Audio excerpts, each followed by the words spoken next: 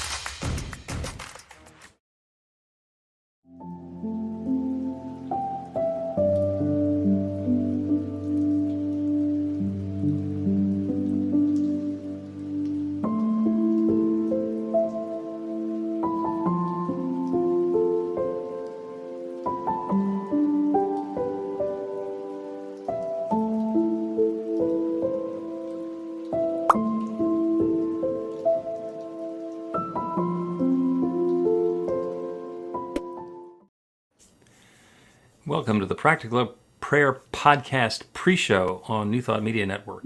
And for those of you who are looking at your screen, you're saying, that's not Carol.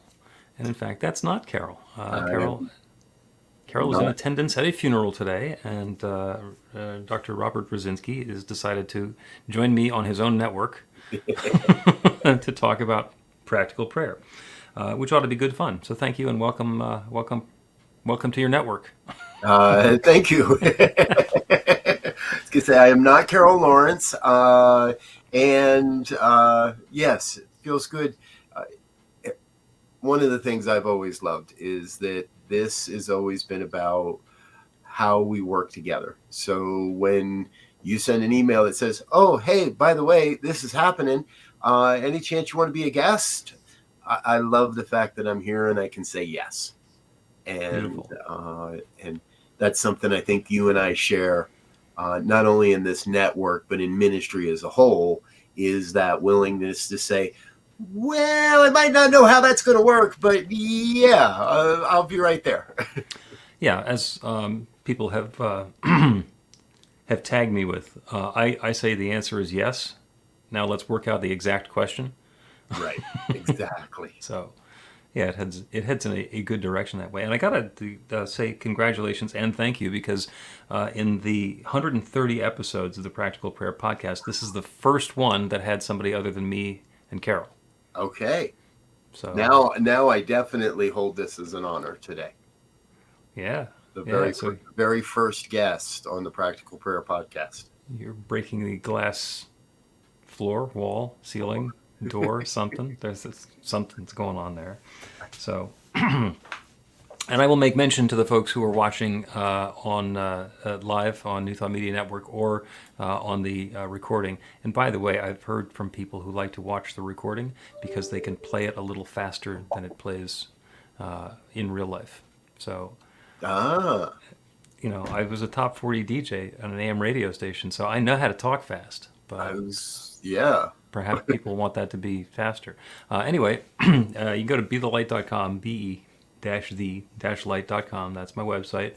And there are buttons there where you can do things like send a message to us so that we will be able to answer a question or take a particular topic into an episode or maybe do a prayer for some particular purpose. Also, because today happens to be Cyber Monday, there is a sale on God Calls. You can get, because usually what happens is you can buy a 3-month gift subscription to give to somebody. and it'll start whenever it is that you want it to start. And for Cyber Monday, you get a 4th month for free. So no additional cost, and it lasts for 4 months, and you can time that out so that you can start it at whatever holiday you want to start that. For example, if the birth of your Savior happens to be the 20th of December, and I'm speaking of Robert's birthday. Not sure I want to be anybody's savior here, but please continue with your Yeah, do that. So that's what's going on. That's all. Like I say, that's on the website at bethelight.com and godcall.org. Just a little fun thing that's going on. And we're going to talk today about I'm not even going to talk what we're going to talk about, because this is the first time that I've had somebody who has spent a long time as a New Thoughter and religious science practitioner, minister, teacher, visionary, whatever. And Carol came into it through the Christian church in 3 different flavors. And so she's doing a lot of unlearning. And I'm going to take advantage of the fact that Robert is here and see if you can hold my feet to the fire about the things that I've been saying and see if it makes sense from a New Thought perspective. So let's go ahead. You got anything to share before we start the program? Just that I'm excited, as I was saying, to be here today and honored to be here today, because I watch your program. I'm not always live, but I do watch your program. And see, another one who's got it on the delay. Yeah, and I'm often a little delayed, but but I watch your program, and I do love the interaction of you sharing these principles and concepts and practices in a real life practical manner, and in a way that I trust. I don't see it happen, but I trust it's not getting lost in the jargon, getting lost in the over processing. And so you make the principles and the practices approachable, and I strive to do the same today. So let's create a podcast. Okay, we will go ahead and do that. You got a little garble in your audio there. I don't know if there's a thing that you can unplug and plug back in or whatever while we begin the program. Just a production note: I will do the intros and reintroductions after the little recorded segments. Oh, I think you slowed down a little bit. All right, you'll speed back up. Let's start the podcast, see what happens. A practical prayer is a prayer that works. These discussions between Reverend Bill Marchiony and Carol Lawrence dive into the details of how it works and how to work it. Reverend Bill is a New Thought minister and the author of Practical Prayer for Real Results. Your new life begins with a new thought. Carol Lawrence is on a spiritual quest, finding the New Thought teaching after decades on the pulpit in 3 different traditional denominations. I've got some questions. Together, they're exploring the philosophy and activities that come together from many of the world's religions to create the practical spirituality that is New Thought.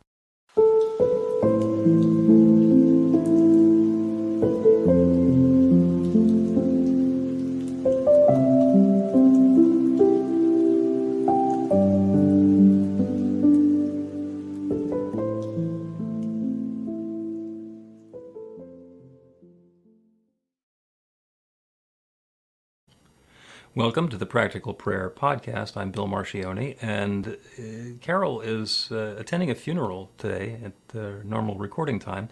So I am joined by Reverend Dr. Robert Brzezinski, who is the creative director and spiritual master of the New Thought Media Network, and a friend of mine serving on the Anton Board of Directors.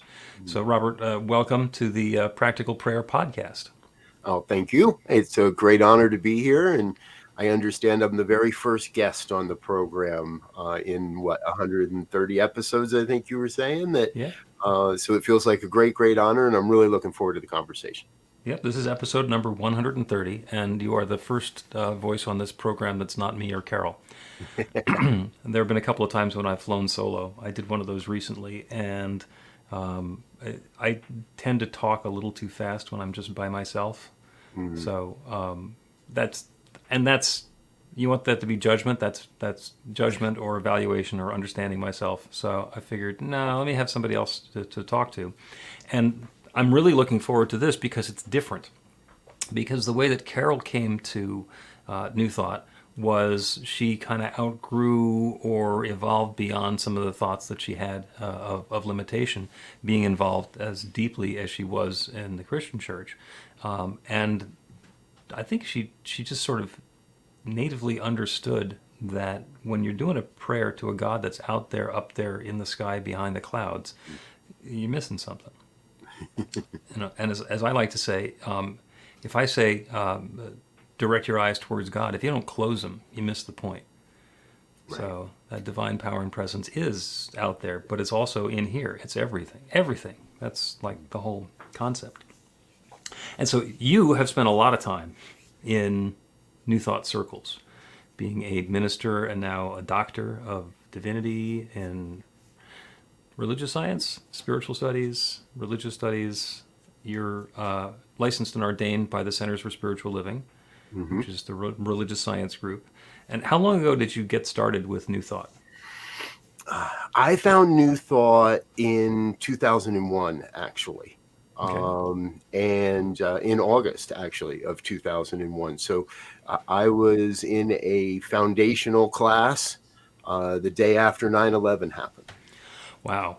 Which, okay. And it was it was only like week 2 or maybe 3 of the foundational course, and 9/11 occurred, and that was a real turning point for me in this movement, because I had jokingly told my now wife, then girlfriend, that I wanted to take this class because if this was a cult, I'm going to figure it out during this class, and we're getting out of here. And if it's not, well, this might just be the thing we've been looking for.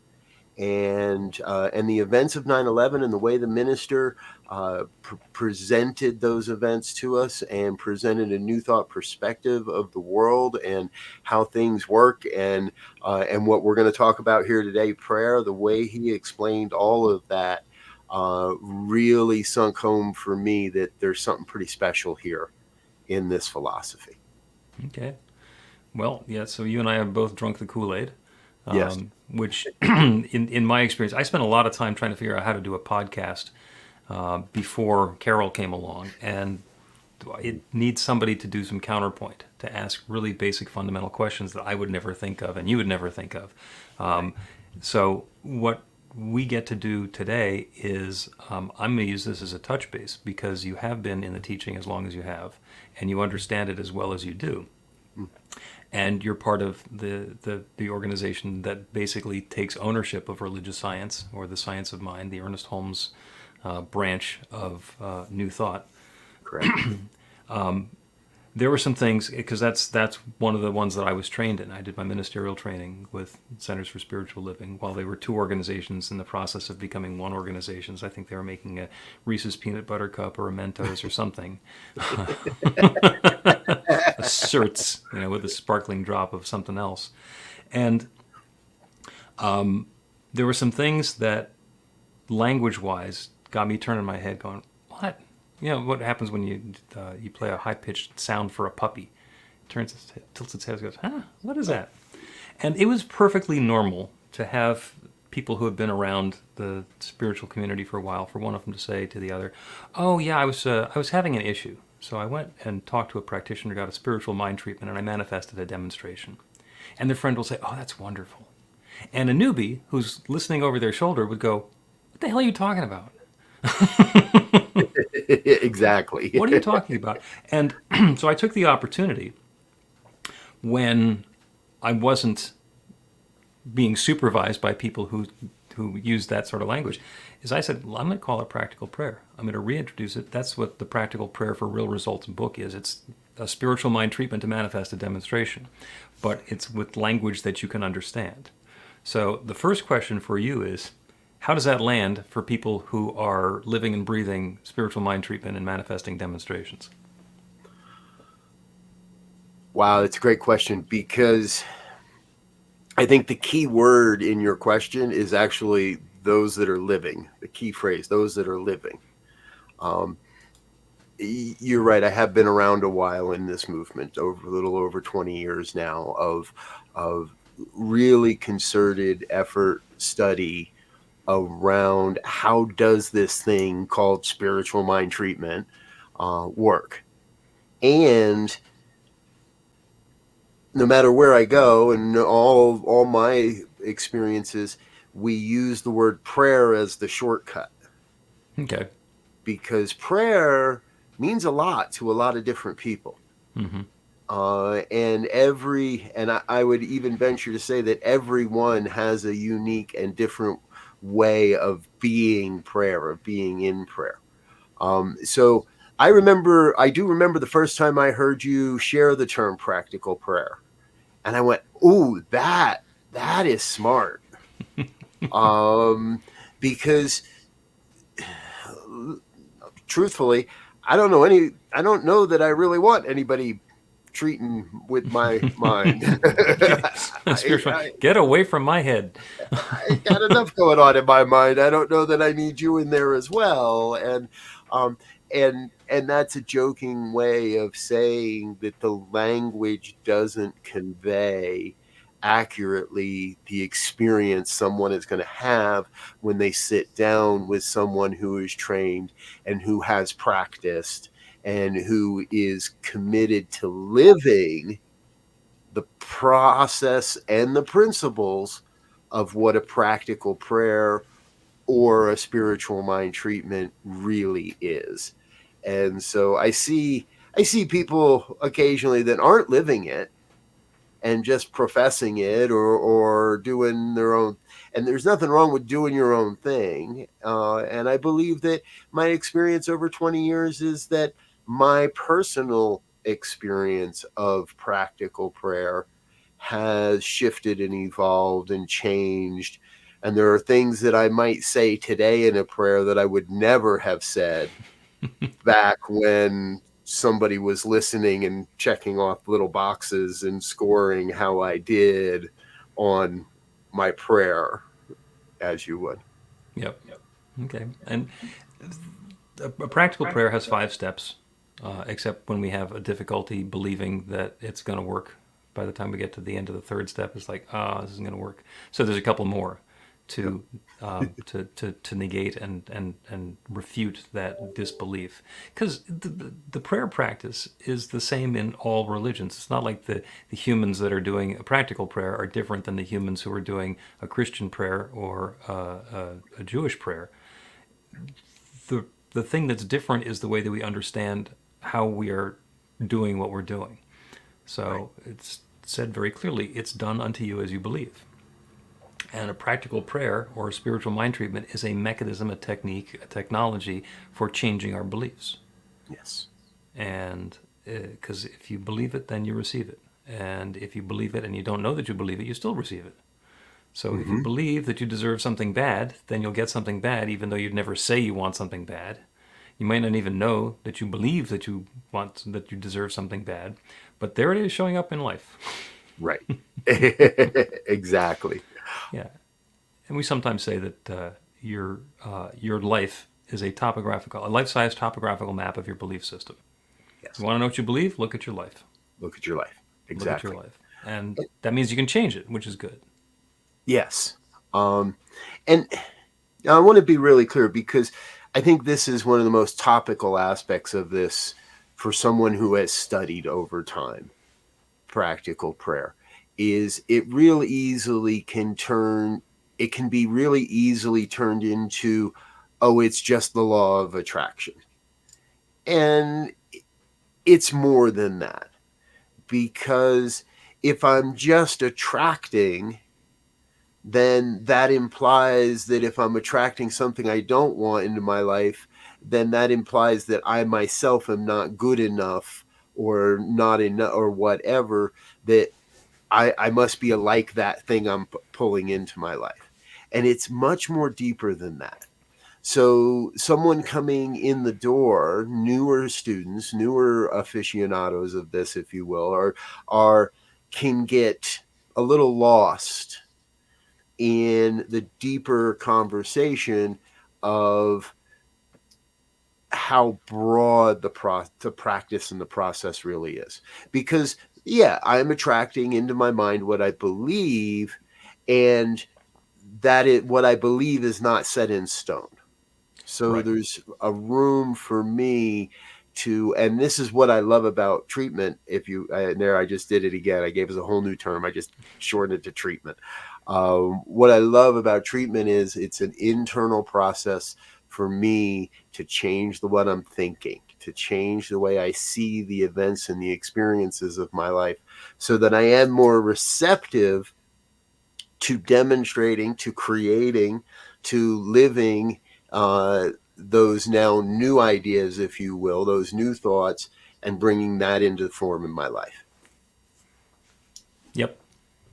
Yep. I And just there used are, all those buzzwords that confuse everybody, right? I love it. And, there are people who I would refer to as religious science fundamentalists.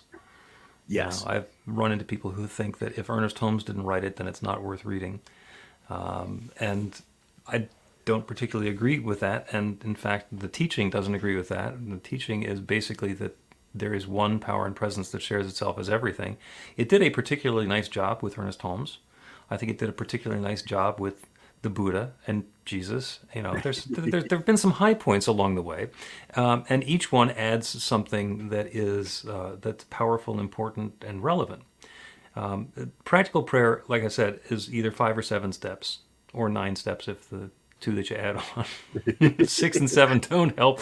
You throw in 8 and 9. Or 11 or 13 if you got a lot of problems. But Yeah, yeah. it'll wind up being an odd number by the time you're done. But there are some people who think that you have to go through the steps in order every time. And there are other people who insist that they've grown beyond that and they can do the steps in a different order. They don't even need to use the steps. It's more of a tone and feeling and flavor of what it is that that they've got in their mind. And my response to that is absolutely true. Yeah. Because the book is called Practical Prayer for Real Results. And if we're getting the results that we want, then the spiritual practice is working. There's one creative law that responds to our belief. And if you have a different technique of changing your belief, then go for it. Mm-hmm. And you can tell if if your technique is working because of the results. So for a while there, before I wrote the book, I was very much all over the place, and starting with different parts of the prayer and ending it differently, and doing it as a feeling thing rather than a words thing, and that works. Except when I was under duress, Right. Dark Night of the Soul came along. It was really nice to have the formula. It was really Yes. nice to be able to get back to the basics and remind myself of the truth that there's one infinite creative power, and I'm part of it. Yes. Because I look at this as it's kind of like skiing bumps. I don't know if you've done much skiing. I don't know if we've ever really talked about this all this much, but I my skied. parents met at a ski area, so yeah, I spent a fair amount Okay. of time skiing. Um, I skied for a lot of years, and you when you learn how to ski bumps, you have to be very precise in where you're making your turns, and you have to be very controlled in the speed that you take through a field of bumps, through a bump field, because when you're first learning, if you get off track, the mistake can be compounded rather quickly. Now, in treatment, in prayer, we don't really have mistakes, but we have phrases, we have limiting beliefs that creep in and can knock us off our line. Now, as you get better, you learn how to ski higher on the bumps, and you learn how to take more speed, and you learn how to extend a turn or how to use a slightly different maneuver in your movement pattern. And the same thing happens with prayer. As you progress, as you learn more, as you have the verified demonstrations, as you have the proof with yourself that, oh, I can do this, and this is how it all works together, then I can focus on one place of my prayer or another. As you said, we start with the basis of 5, and some days I'm real good on steps 1 and 2. I got it. I know it. I'm in it. Feels good. Let's go.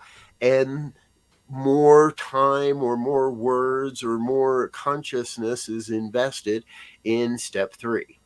Some days it's a complete opposite. Some days my mind is scattered and I don't feel the connection and I don't recognize the oneness, and I need to spend more time verbally reminding myself of the universal truth, that there is one power, that I am one of that power, and that with that power, each of us can create the life we truly desire. Beautiful. Let's take a break, and when we continue, we were going to be talking about the law of attraction plus some other creative laws. Yeah. Get inspiration in an instant. God calls are the gentle and uplifting moment of truth to help you remember that the bright light of God's love is shining right now as you. It's your God Call with Reverend Bill. Start your 2-week free trial today, and you'll get a phone call 4 times a week from Reverend Bill with an uplifting half-minute message filled with insight, wisdom, story, and fun. Let your light shine. You can answer the call to listen to it live or let it go to voicemail so you can hear it later. After the free trial, your subscription is just $5.95 a month. The details are at godcall.org. God calls are disruptive, intentionally. Whenever you write something, put on a gold star. They take you away from your routine to remind you about the truth of who you really are. They come at random times between 8:15 a.m. and 6 p.m., so you won't be expecting them.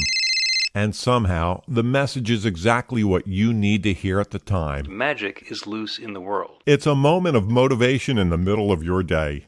Find out more and start your 2-week free trial now at godcall.org.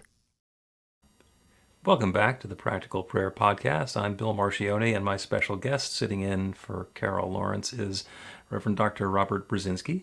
And we're talking about spiritual mind treatment, aka practical prayer.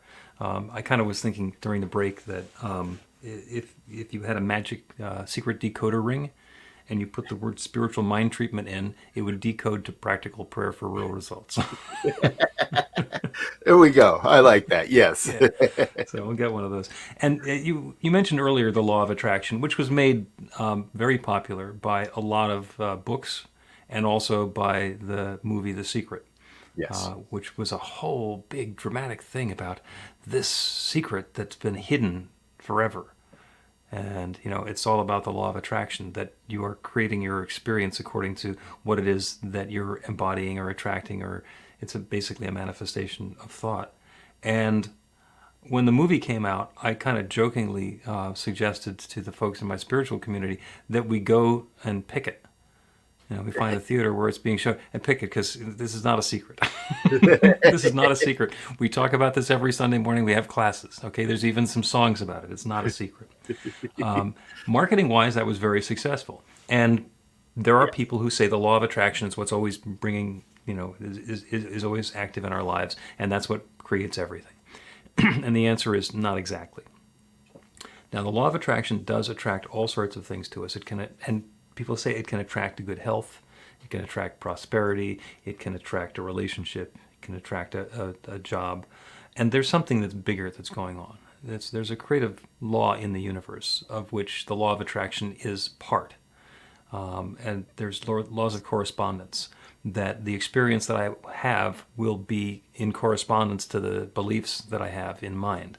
And a lot of different ways that shows up in nuance. So I'm not going to diss the law of attraction at all, but there's a bigger thing that's going on. And that's what we're doing in a spiritual mind treatment or a practical prayer, is turning our attention and our awareness away from whatever's been showing up in our lives, whether it's been good or unpleasant, and knowing that there's an infinite creative power and process that has created everything and continues to create. It's created us by sharing itself, because there's only the one. I mean, if there's only one to begin with, the same story in Genesis and in the Big Bang.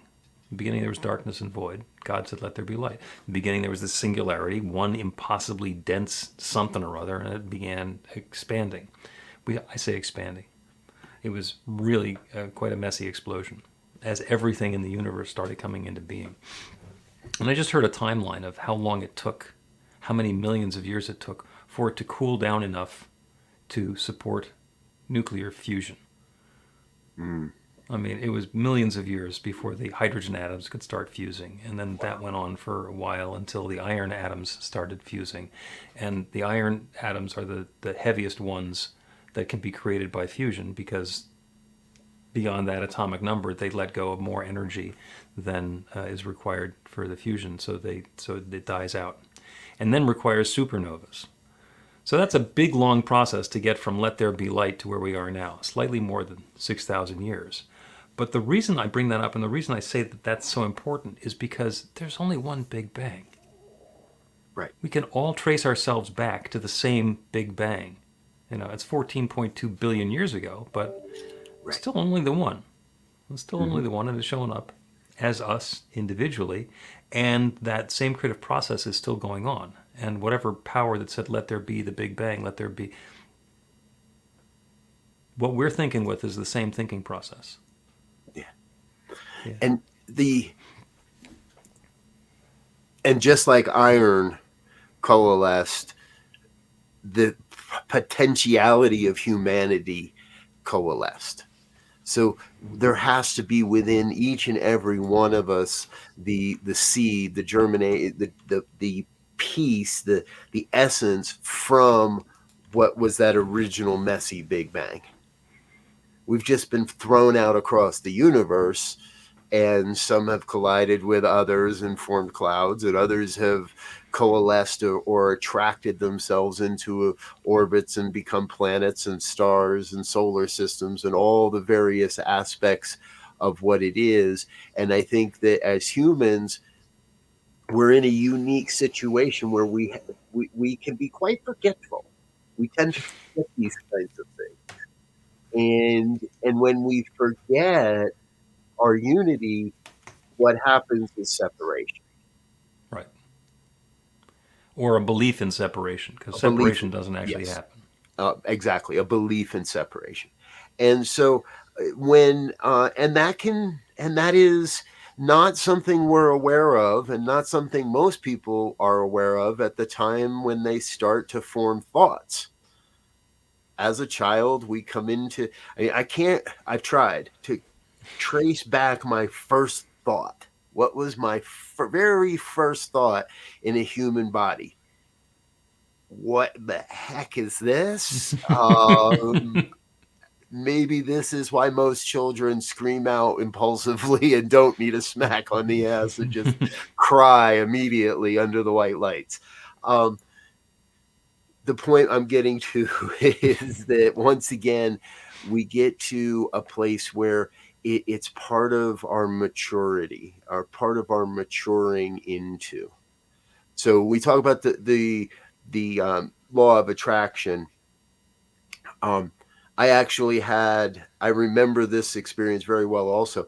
I was given a DVD of like the very first version of The Secret, the early version, before the recut, before they cut out Abraham Hicks.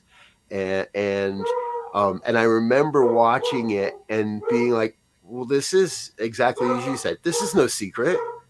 What are you guys talking about? This is what we talk about all the time. And I was a pretty new student to New Thought and to religious science specifically at that time. I do apologize. I think we might have somebody delivering a package upstairs. So Yeah, there's mail showing up. there's something showing up that's causing some life in my house to be more active. So anyway, back to my point. People got lost and thought that it was the law of attraction alone. Mm-hmm.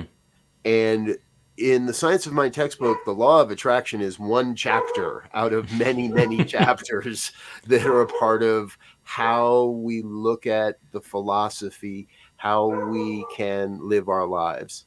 And so we've got to take the law of attraction and add things like you're saying, the law of correspondence.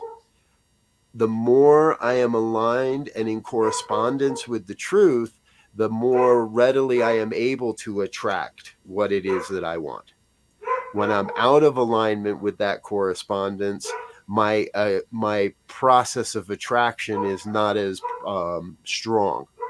The magnetic field doesn't pull things to me as quickly or as easily. But once I do have that correspondence, that deeper understanding, that practice, that maturity, it becomes so much simpler to call in all the things, the iron and the hydrogen and the oxygen, and call together everything to almost, some would say, magically create those events and experiences that we desire in our lives. Yeah, yeah. And New Thought has been described as a religion. It's not. There are spiritual communities that practice this together, that teach it. It's much more of a philosophy and a lifestyle. It is an understanding of the way the universe works, and the corresponding to that is, okay, so if we want to create a life that we find more enjoyable than the life that we've been having up until now, then there are certain techniques that we can use to deploy those creative laws to create something new and wonderful for us.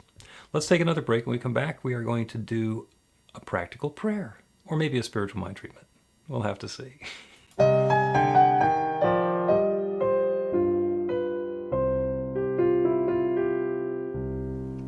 Are you ready to get results? Now, that's not a rhetorical question. Are you ready to get results? RUR2GR. That's actually the abbreviation for the steps in a practical prayer: recognition, unification, realization, gratitude, and release, with a couple of extra steps in there in case some doubt creeps in along the way. RUR2GR. This class is about the prayer technique that's common to all of the spiritual practices and religions in the most effective prayers that they have. And by effective, I mean that the prayer works. It actually creates a change in the experience of the person doing the prayer. It gets a result. We're going to begin with theory, and then we're going to take it into practice. By the end of the class, you will have your very own practical prayer that will help create transformation in your life.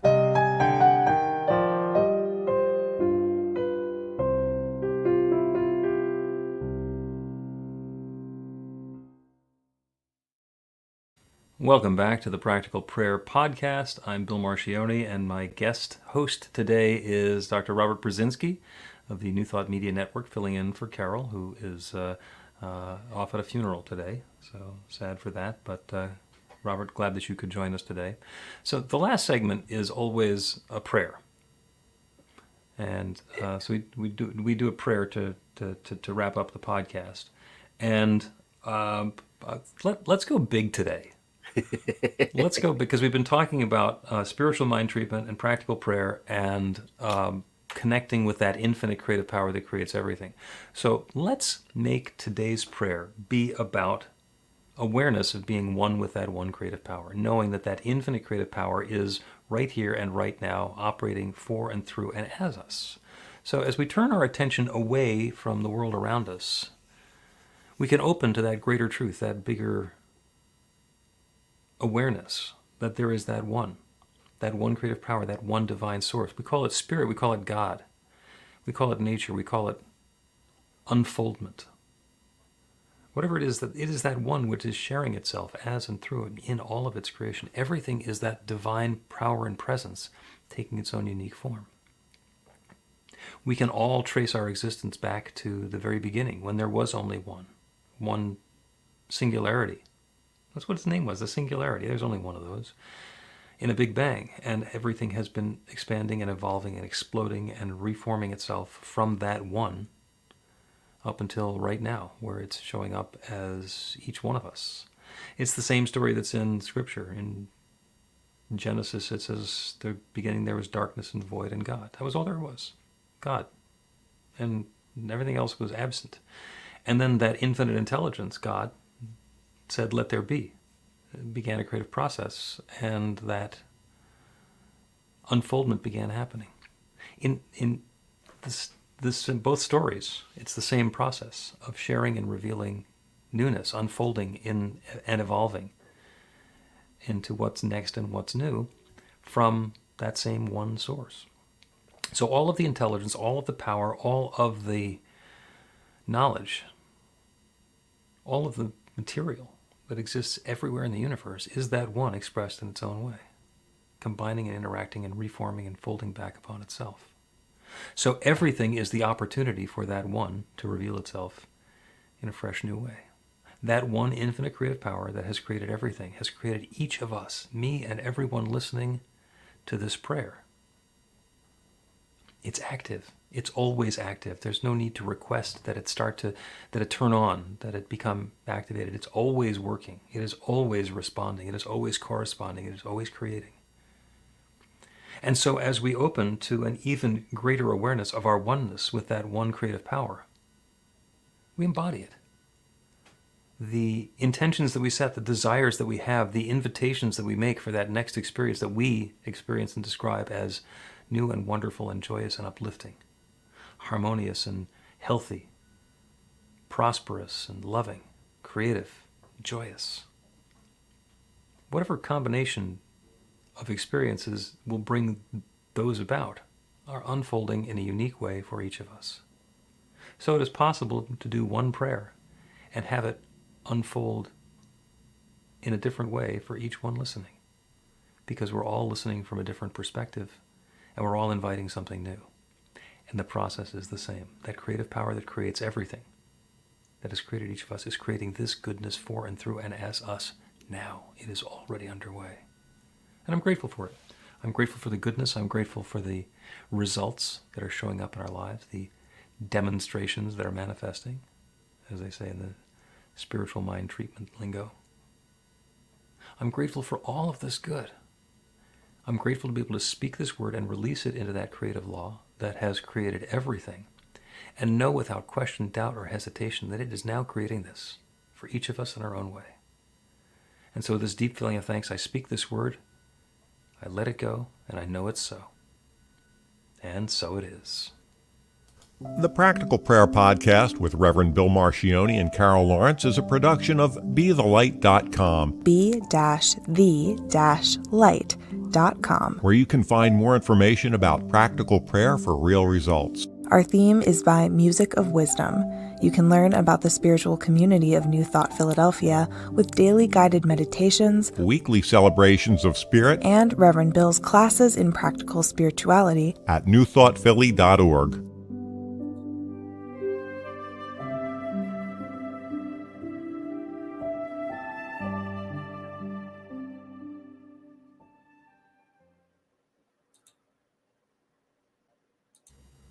And that is a wrap of the Practical Prayer Podcast, episode number 130 on New Thought Media Network. Robert Brzezinski, thank you so much for being here. Thank you, sir. I loved your prayer. As I reflected, I was like, a good prayer oftentimes is just a really good explanation of prayer. Yeah, and I love taking the opportunity to do that in the prayers that I do at the end of the podcast. Yeah. To remind myself that I can go back to fundamentals. There are days when I wake up and I am so aware that I am one with Spirit that it's almost redundant to do the prayer. Yeah. Then I do it anyway. Exactly. Exactly. And there are other times when it really feels like I have to chase it. There are times in meetings can be like that, where I'm just in the zone, in the flow, in whatever you want to, the groove. And, oh yeah, we're on a call. Okay, so what's going on? And da-da-da. So it's like, oh, can we pray in first? And I'm like, you're not? Okay, I'm sorry. Yeah, that's the judgment. Yeah, absolutely. Let's pray a little more. So.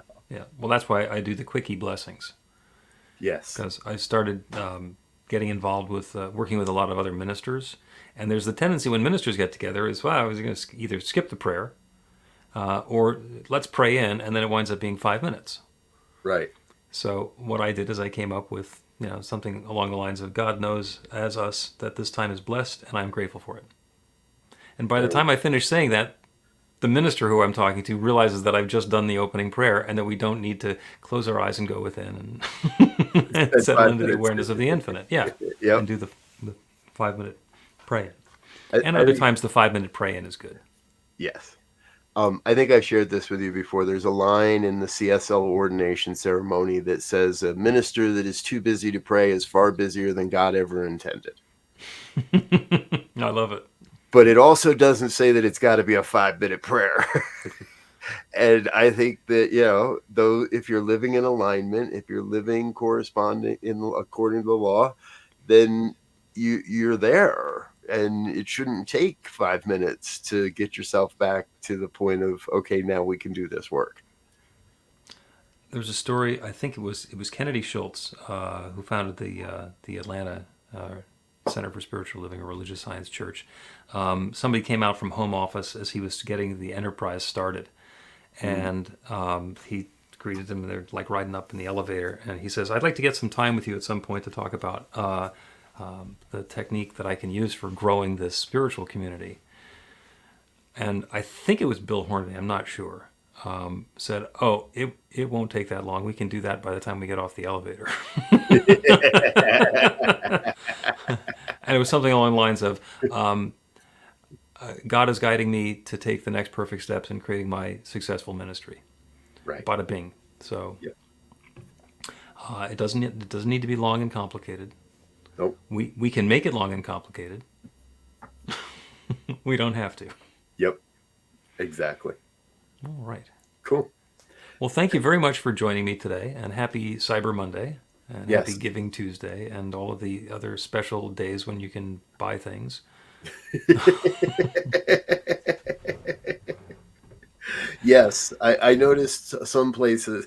I don't know. I'm on one mailing list for a tech company that their Black Friday started a good week and a half ahead of time, and they haven't missed a beat because the Black Friday got extended into the pre-Cyber Monday, and the Cyber Monday and the Black Friday emails were overlapping each other, and for a couple days I was getting 4 or more a day from them. It was just like, boy, you guys are really pushing the tech this year. I've had those come in from various different companies. Some of them are just like full court press and trying to get me to buy special stuff. And I'm still looking for the same website that I didn't. There was nothing to buy on Black Friday, so it's like, all right, good luck with that. Yep. I think that's the downside of having email be free. Back when I was in the direct marketing business, you had to at least have an idea that was good enough to put a stamp on. Right. Yeah, that's true. Now you don't even need it. Yeah. Now it doesn't even need to be a good idea. No stamp. And we've got people who are delivering stuff that comes into their inbox directly into the trash. So, as they say, cutting out the middleman. Yeah. Well, thank you again for joining me. Is there anything that we want to say about New Thought Media Network and what's coming up? I know that you always have that at the tip of your tongue. Oh, Bunch of good shows. Bunch of good shows. Pick a day. Pick a day. Pick any day. New Thought Media Network. It's just, and the big thing is here now. If you're watching or listening at this point, please get in touch with us and come join us on our new community platform. That is the biggest thing, and you can check that out, ntmedia.org. Look for a link that says community, and or just send an email and get with me, and I'll get you a direct link. Nice. And I get to play the trailer, the teaser for the documentary that's coming out in January. Ooh.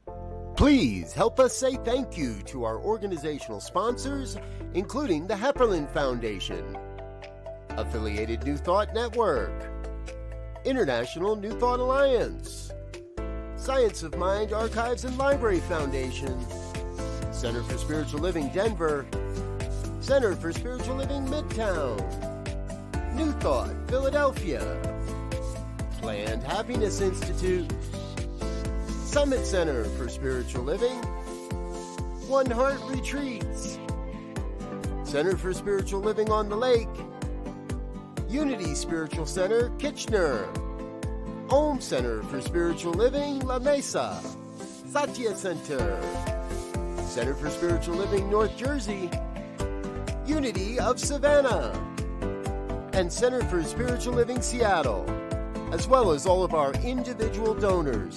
Thank you for making New Thought Media Network a place to be. Please come be you. And remember, like, share, and subscribe. New Thought Media Network, positively inspiring.